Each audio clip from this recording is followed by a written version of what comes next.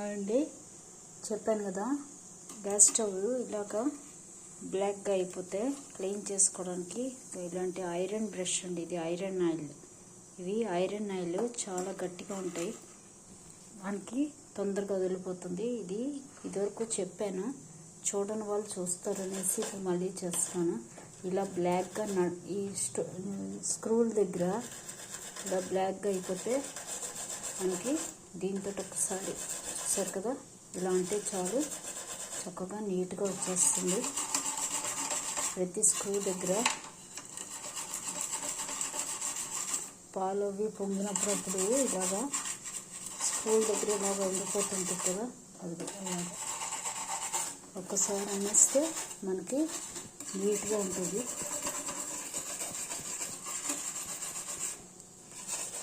మనకి జిడ్డు కట్టకుండా ఇలాగా నీట్గా ఉంటుంది.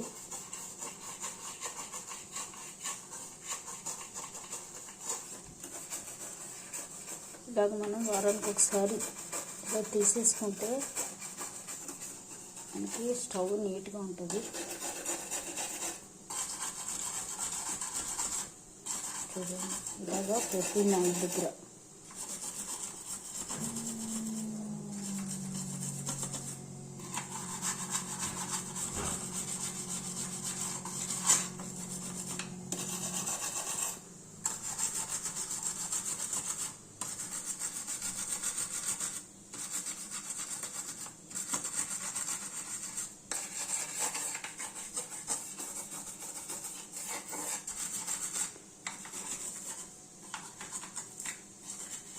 ఇది అన్నిట్లోనూ అమ్ముతున్నాడు, ఇంకా అమెజాన్ అన్నిట్లో దొరుకుతుంది.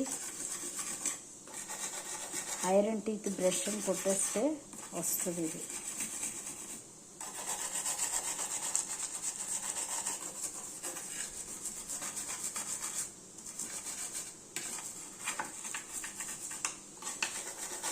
బాగా చూసారు కదా.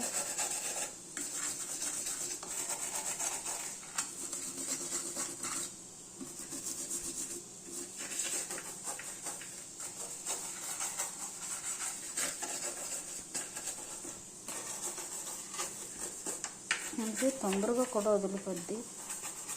కార్నర్స్ కూడా మనకి వీలుగా ఉంటుంది ఇలా క్లీన్ చేసుకోవడానికి.